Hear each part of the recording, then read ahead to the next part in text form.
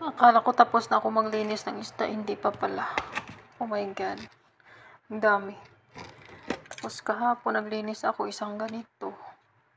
Tapos ito hindi pa nalinisan. Iba din to. Iba din to.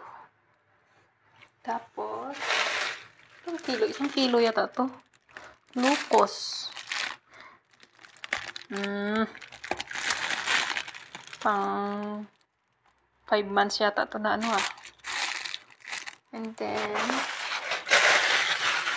pasayan ko. Lulutuin ko ngayon ang pasayan. Dalawang lutuan yung pasayan. Akala ko tapos na ako maglinis. Hindi pa pala. Nakalimutan ko tuloy. Nilagay ko lang sa ref. Hindi pa ako nagluto ng mga ibang mga sinasabawan kasi wala akong magic sarap. Nakalimutan ko. Mag-order pa ako. Dami kong ulam ah. Parang tataba talaga ako nito. Charot.